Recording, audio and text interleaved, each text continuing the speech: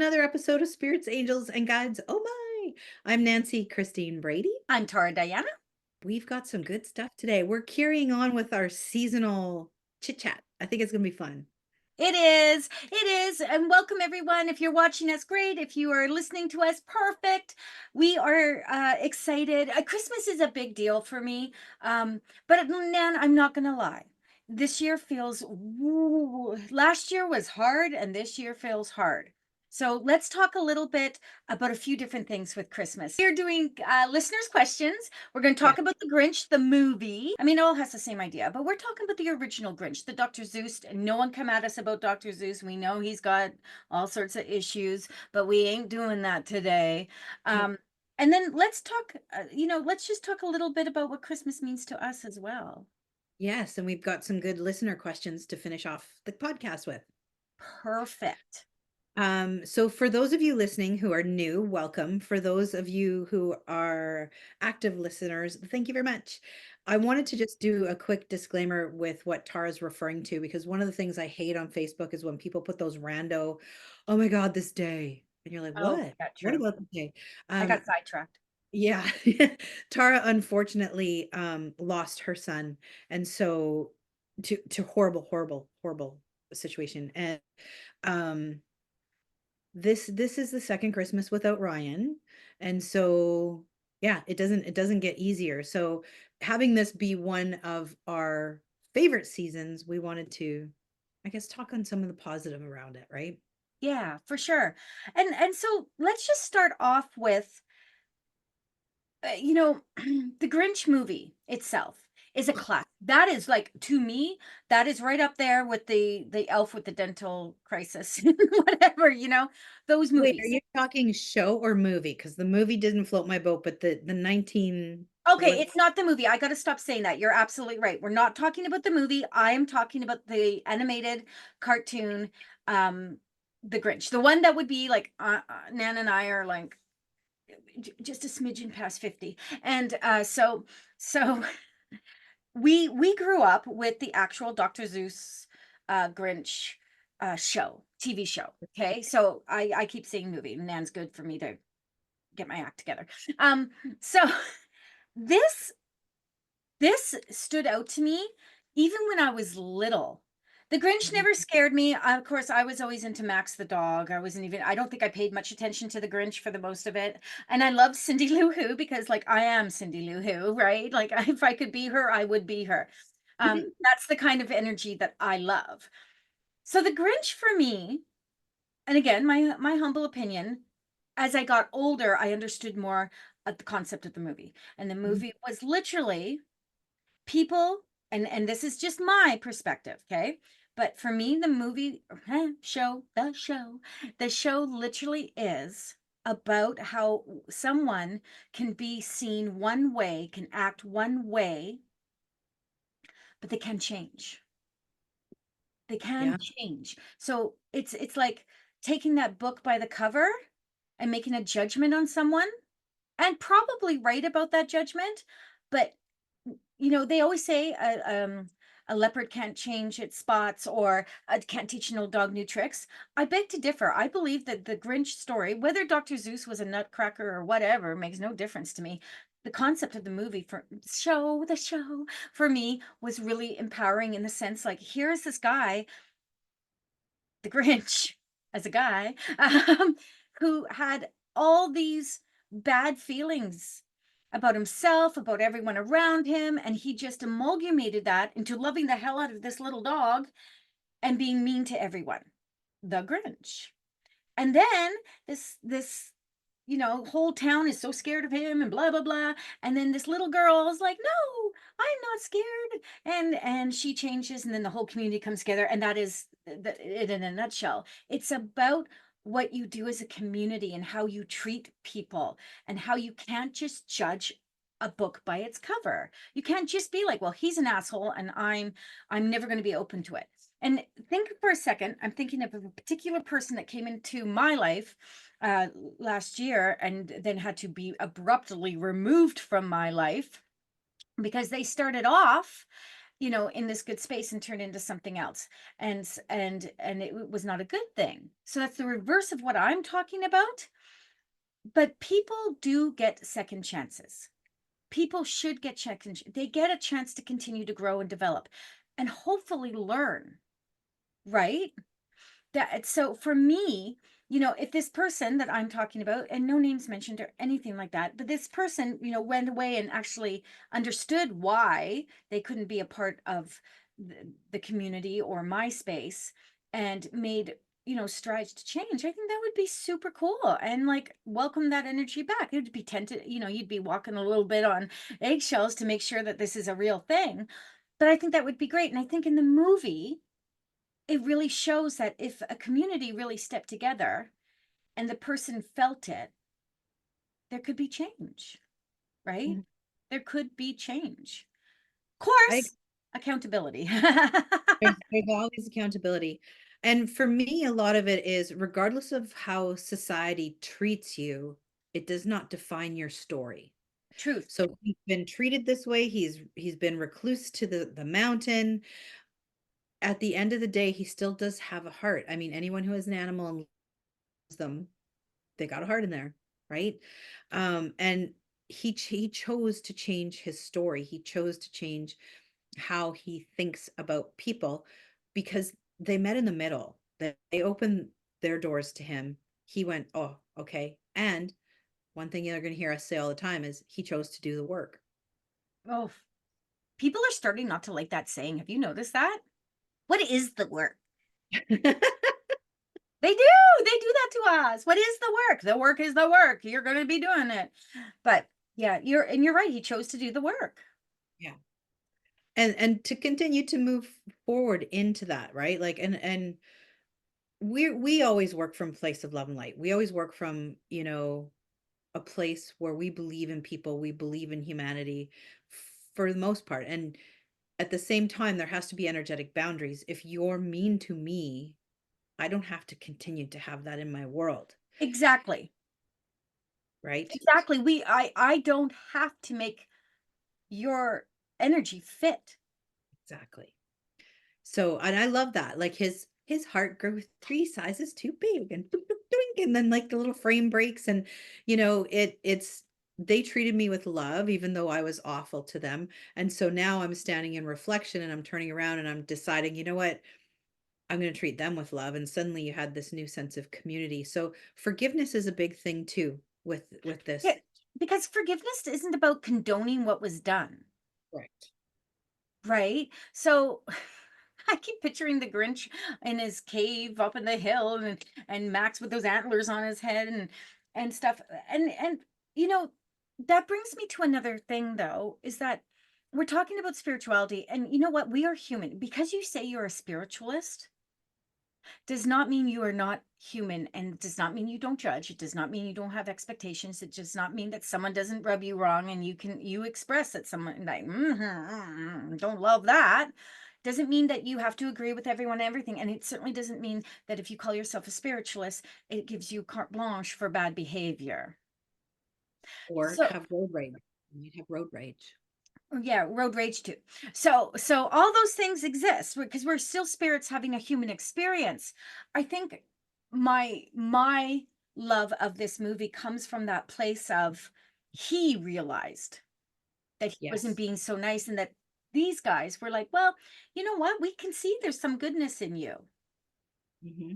Right? Like that's where I feel like all the feels for that movie. And it was like, no, we're gonna like you anyway. And then Hmm. he changed, and then he did all prisons back. He did all those things, right? That they were like, "Hey, see, we told you you were a good person. Yeah. We told you you were a good person, or a good Grinch, or whatever." Is Grinch an actual like species? Like, I think it's just a hairy looking green man. I mean, let's say he's related to Sasquatch. We're going to make stuff up now. we are, we are, and he's the one that invented green eggs and ham. Um, So love it. I think that we're both kind of on the same page with that. We'd be totally interested in what you guys think. I watch Grinch every Christmas Eve with my family. I watch Rudolph the Red-Nosed Reindeer. Those are my two, and the Peanuts. Those are my things I watch every year. And what are your rituals? What are your traditions with your family? What are your thoughts around the Grinch? Make sure you throw it in the comments because we love to engage with you so that we can do what we're about to do, which is our listener questions. And don't forget to go to Instagram. That's another great place to add your comments and stuff and be like, "Damn, I thought the Grinch was just such a jerk." I didn't know he was related to Sasquatch. And then he made green eggs and ham. Ah. All right, Tara, I got the first question for you. Are you ready? Oh, okay. Throw it at me, baby. What does Christmas mean to you spiritually? That's from Dan G. A guy. That's interesting. No. Well, we got a nice handful of small of men that we do work with. We got a nice handful, then she catches herself small. That's cool though, because women tend to be more drawn to us than guys, but that's cool. We'll take Dan. Hello, Dan. If you're listening, we're here for it. Okay, what does it mean to me spiritually? So I'm a bit confluxed with this. Spiritually, it is a time of gathering for me. Mhm. So it really does come into that idea of um, I love buying gifts. We all know this, that we're not going to get into this, but I love buying gifts. I love going out into the stores and hearing the music and seeing the bustle. Now I'm a little bit older now, so I get a little more perturbed by long lineups and things like that. But I love that. I love making a plan for what festivities am I going to do? What am I going to host? Those are the kinds of things. For me, it's all about friends and family. But like Nan said, I'm not going to lie. Last year was very hard for me. I didn't decorate. Um, I didn't. My husband put up the Christmas lights because he knows how much I love them, but that was the extent. I didn't host my party in my home. I hosted it somewhere where, oh wow, even talking about it's hard. Um, I hosted it somewhere else, so it wasn't so complicated. I couldn't go Christmas shopping. That was really hard. I had to get one of Ryan's friends to make a whole day and take me to the malls and basically hold my hand as we went through stores. So there was a lot there that was very different for me, obviously.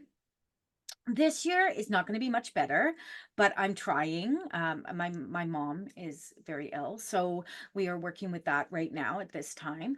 And so for me to answer that question is it's about family, it's about friends, but that's also a bit of the hard spot for me though, is because it is about family, it is about friends, but you don't feel like doing that deep dive. You don't feel like being Yeah. like in that mall doing that stuff. You feel like, but you want to be. There's a part of you that really wants to be there.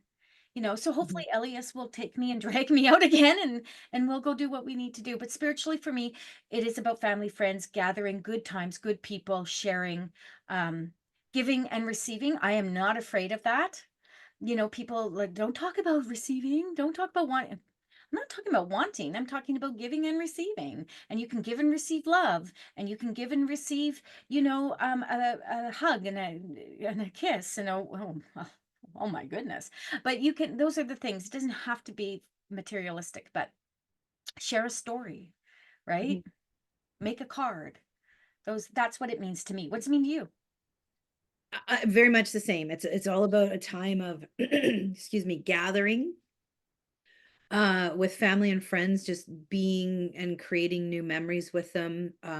I love the tradition of making a meal, sharing that, getting together, breaking bread, the gift giving, the gift receiving, again, same sort of thing. It doesn't have to be big. It can be my crows that bring me weird bubbles and put them where I feed them. And I love that. Yeah. That's the sort of thing, that the exchange of energy. Um, I was thinking when you were talking about, the malls, and the first thing that came to my head was buzzled by the bustle. I think that should be a new term, that we're bothered, but we're not. We're like puzzled, but we're bothered. We're buzzled by the bustle. I truly feel it's a sign of age. You too. That Yeah. that oh God, I'm exhausted now. What the hell? I could have gone for like 4 hours 2 years ago, but now I'm just like, put me to bed. Yeah, well, I'm glad we kind of agree on that. It's one of the good things about us is we have a lot in common that way, but that's what it means to me. That's what it means to you. Love it. Yeah. All right. So the next question we have is, are there any Christmas traditions that can enhance our spiritual well-being? That's from Jane. Okay, well, for me, that would be going into solstice. Christmas time is so busy, and it really is the start. Like Christmas itself, like is the 25th, right? 24th, 25th. And solstice, winter, Yule, starts on the 21st, 22nd. So we literally have like 2 days, 3 days in between there.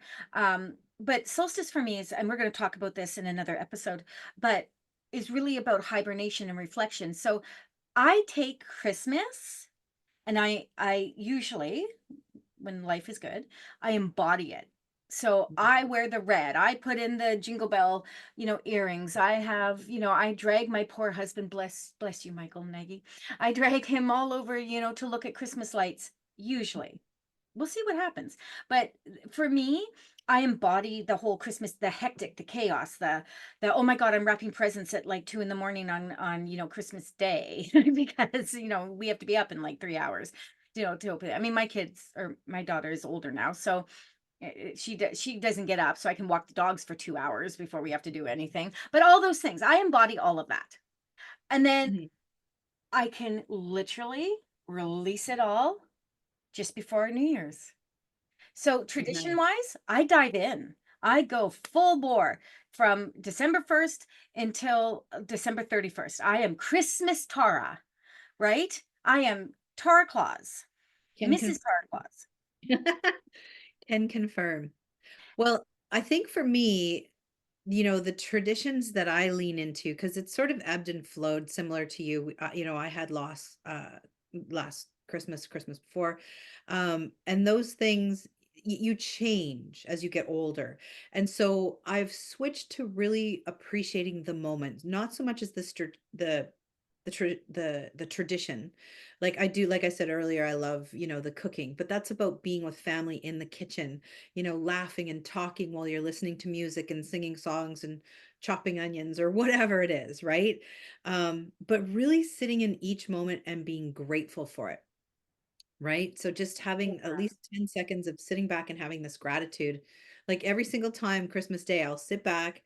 I've got my coffee with maybe a little bit of Bailey's and just being so appreciative of whoever's in front of me and that we've come together to just share time. That brings something to mind. Um, that this year, usually we go to my parents, and last year we did go. It was very odd because we were missing a huge portion of that. And because my mom's always done Christmas dinner, always. Even when we were little, we'd go to my grandmother's on my dad's side when for Christmas Eve, and then mom always hosted it for her Yeah. side of the family and obviously us. And this year, there uh, last year we did something. We did more like an hors d'oeuvre thing. This year, the tradition will stop. Mhm, There will be no more mom cooking Christmas dinners at mhm, all. mhm. And that, when you were talking about that, being in the kitchen, I can always remember going in there, and this would drive my dad insane. But I would always go in there amongst other people. I would just want to put this out there. It wasn't just me. I don't know why. My dad will never hear this, but it wasn't just me. Well, he might hear this. I don't know how he'd hear this, but I love stuffing because my mom puts sausage in the stuffing. Like, Yeah. so I would go in there, and she always made extra. And so I'd go in there and I would literally, but I would do it like unmindfully. I would just be like, "Mm." And dad would like walk in and lose his mind. No, he couldn't even talk. He'd have a glass of wine in his hand and be like, because he just found that so rude, right? But I was like, oh my God, stuffing with sausage in it. Holy crap. Hola. So good. But and that's a cool memory to remember now, right? Like there's cool memories of Ryan at Christmas and stuff, but you don't put up the stockings anymore. You just don't. Maybe one day, but you don't. But I was thinking like, okay, there is no more. of my mom's turkey dinner. Like, Mhm. she's the only one that can make a turkey, apparently. But it was so good, and her gravy, it was specific. You get used to it, right? You grew up with it, it's what you know. Yeah. I'm sure there's a million trillion cooks out there that do beautiful turkeys. But and now you have to kind of think about, okay, so we're going to start a new tradition. And it Yes. feels almost like you don't want to. Mhm. You don't want to, you're feeling forced to Yeah. start a new tradition, and you have to kind of step into it. And Yeah. being spiritual doesn't really help sometimes, True. right? Like, just because I can connect to the other side doesn't mean I connect to everyone. Doesn't mean that, I mean, I can feel people around, but sometimes that's not enough. No, because our human really wants those people with us. That, Oh, regardless of if you're a medium or you're not, we want those people with us. We don't in the want physical. physical. So Yeah. this leads to the next question from one of our listeners, Tara, is are there specific signs or messages that loved ones who have passed on try to send to us during the holiday season? That's from Carrie. I'm going to say no. And hear me out on this. Okay. She's asked specific. Like is she talking like a mistletoe falls and smacks you on the head? Right? I mean, I don't think so. I think it's very individual to the person. It's very individual to the spirit. I don't feel that there is anything any different at Christmas time than there is throughout the year. So you might feel them a little more because you're more open to it, you're longing for them, you're feeling it, you're thinking about them more, so you might be feeling them more, you might notice the signs more, but the signs probably were there beforehand. I don't feel that Christmas or any other time of the year, birthdays, anniversaries, anything like that, make spirit come out in hordes and try to connect with people. I feel what it truly is. The reason we feel and see things and celebrate is because we are celebrating them. It's because we're thinking of because we're longing for them. Um, and I truly believe that. I don't know. What do you feel? I would have to agree. I think, we're incredibly sentimental around the seasons. And yes, the veil is thinner. We're going to talk about winter solstice on our next podcast. So stay tuned for that. But I do believe our loved ones are trying to communicate with us every day of the year. It's Mhm. just sometimes the year we desperately want and need it more. Um, and so I would just encourage our listeners to be open to the signs, whether you are feeling spider webs across your cheek or, you get goosebumps in a certain part of the house, different things like that, or you just have this all of a sudden overwhelming feeling of love. Those can all be signs that your loved one is near, both human and animal. I want to put that in there because our animals come in around Christmas time as well. I have a cat who passed away and he likes to play with my ornaments and it's very entertaining because I always know when he's there and this one ornament sort of moves around and I'm like, "Oh, hey buddy." But it's something I think just be open to the signs. Just be open to the signs. Yeah, and it's unique to how you would feel them, you know? If a Yes, Christmas song comes on and you feel it's them, and more likely than not, it's them. This isn't scientifically proven or anything. It just is. that's It just, right. and on that note, We're here gonna I sum this up. okay. The We're gonna Grinch was a bad person who really wanted to be a good person, and the Who's made him a good person. But he always had it inside of him. They just brought it out. Thank you. That's it. That's it for today's episode, Spirit Gang. We hope you enjoyed diving into Grinch and Christmas and questions with us. Don't forget to join us next time for more spiritual insights, stories, and guidance. Make sure you're following us on Instagram, Spirit Angels Guides. Make sure you are giving us all the likes and all the platforms, whether you're watching us on YouTube or listening to us on the streaming platforms. Go and love us, give us 5 stars, send us a message, something nice. And we are wishing you all a very, very Merry Christmas. And I'm not sure which episode this is going to be, if it's before Christmas, after, it's probably before Christmas. So December 16th. there we go. There we go. You'll have one more of us before Christmas, but we're going to wish you a Merry Christmas anyway. And Nan, anything else you want to say, girl? Just say Girl. Sure. Thanks Girl. for tuning in, being a part of our journey. Until next time, stay connected, inspired, and keep shining your beautiful Christmas lights. And share us as a Christmas gift to someone. I think that would be really nice. We'll put a bow on us. We'll put a picture of us up with bows on our head. Thank you, everyone. We'll see you next time. Bye.